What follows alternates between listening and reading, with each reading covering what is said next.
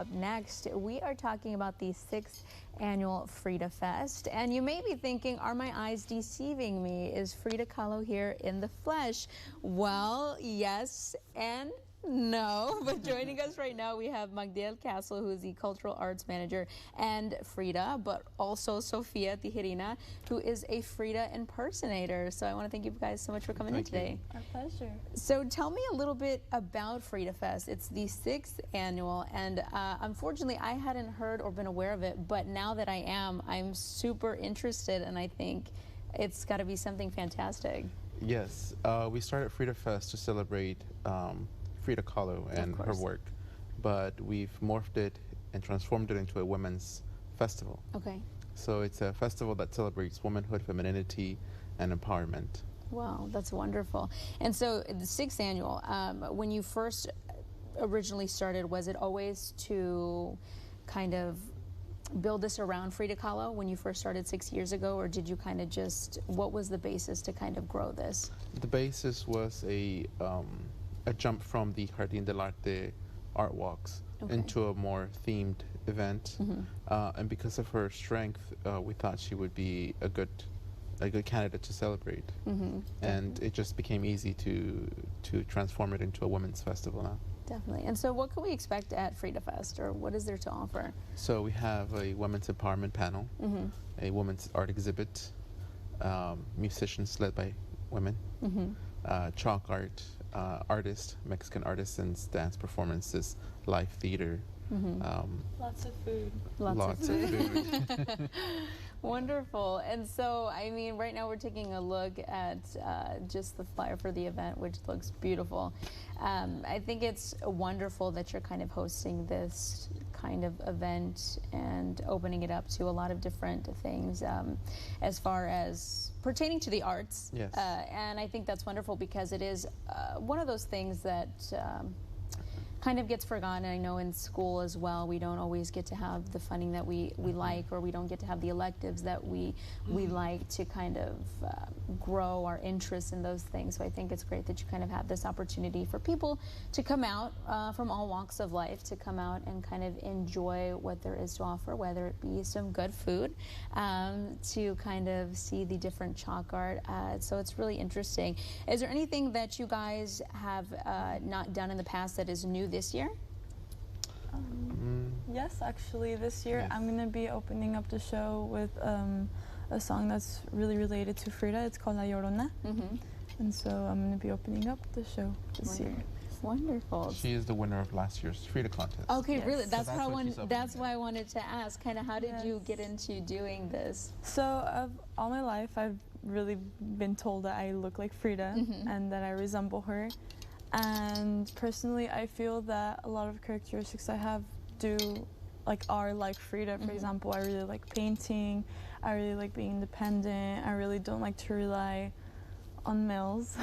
I feel like the women should always have power, and no matter what, they should never let their value lower itself.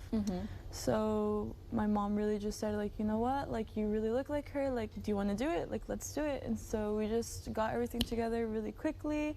And when I went, I kind of just like, I said, you know what, today I'm Frida. Today I have to be her, and I am gonna be her. And I kind of just entered her role, and like, I kind of forgot about everything else. Wow, when I was competing. You embodied everything there was, Frida. No, that's wonderful. That's so fascinating. And are you guys doing that again? Is there another competition this year? Yes, there's another competition. Okay. And this year we're adding a little bit more flair to it. Contestants have to know, of course, about the life of Frida, not just dress up like Frida, and embody her as well. Definitely. And so tell us a little bit about the details as far as what time it is, where it's at, and kind of who it's open to. And so it's open to everybody, everybody in the Valley, everybody in Texas. We get visitors from San Antonio, actually.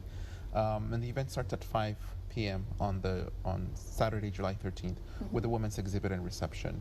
And we go all the way to 11 p.m. and we close with the adult contest. Wonderful. I have to imagine that you do get a lot of people coming from not just the entire Rio Grande Valley, but maybe in South Texas, from Corpus, San Antonio, maybe even Houston area, Dallas. Frida Kahlo has such a following I feel like always, but I feel especially now with young women now are more so, you know, you just see a lot more women kind of taking her and saying, you know, that is me, I want to be everything that she is. And so I think it's really fascinating to see. So I'm sure you do get a lot of people that hear about it and think, I want to go, I want to see what that has to offer. And so I love this. Are these photos from the competition last year, for the contest last year? The one right now is from the live theater, and some of them are from the contest as well. Okay, so the live theater, tell me a little bit about that. So the live theater is done through our Emma Community Theater, which is the Edinburgh Municipal Auditorium Community Theater. And they put on a skit, and this year they're putting on 3 short presentations throughout the night. Wow, how wonderful. That's exciting. And so how long have you kind of been working with, as far as like? Every year. Every year. Every so single you've done year 6 since years. it started. Wow. And so what have you kind of seen as far as it transitioned from year to year and kind of grow? The first year it was a small event, and then this year we're expecting 7,000 people. Wow. Yeah, and that leads into the we're trying to establish a South Texas record. Of course. For the most Fridas in one location. Last year I competed against like 200 people. Yeah, oh my goodness. We had 213 or 215 Fridas competing in the contest, and this year we want to up that. Wow, that was no easy feat then. You kind of. My prop was different. I actually had her very known cigarette that she walks around with usually, because she was always a very rebellious woman. She never liked to conform to society's, you know, expectations. Right. And so do you have any tips for this year's competitors, anything to kind of help them or stand out a little bit or have that cutting edge? I would recommend to just really like look at her history, you know, look at her story, like find out who she really was, because a lot of people don't really know who she was as a person, just as a painter. So like once you start reading on her and actually knowing who she was as a person, I feel like that really does help embody her as a person. Most definitely. Wow, how fascinating. This is very exciting. I'm sure it's going to be a big hit. 7,000 last year. I'm very sure that you're going to exceed those numbers this year. And so you said there's going to be a lot of different things for people to enjoy. Of course, food, but you'll have chalk art, music, different performances. So it's 2 stages. So definitely going to be a lot for the eye to see and kind of be very interactive, I'm sure. So it'd be great for you to go out with your friends, go out with some family, you know, take anybody that you think would be interested in going. Seems like it'd be definitely a fun night. And quickly before we go, kind of just run over where the location is again, and kind of what the time is for the event as well. It's at the Edinburgh City Hall Courtyard. Okay. That's 415 West University Drive. Perfect. Edinburgh, Texas. And our website is edinburgharts.com. And our phone number is 956-383-6246, and it'll happen on Saturday, July 13, from 5 to 11. Fantastic. Magdiel, Sofia, thank you guys so much for coming in today. Thank you for having us. I really appreciate it. I wish you guys the best of luck, and I'm sure this year is going to be fantastic, and then I can't wait to hear about next year. Yes. Thank you. Thanks. Thank you.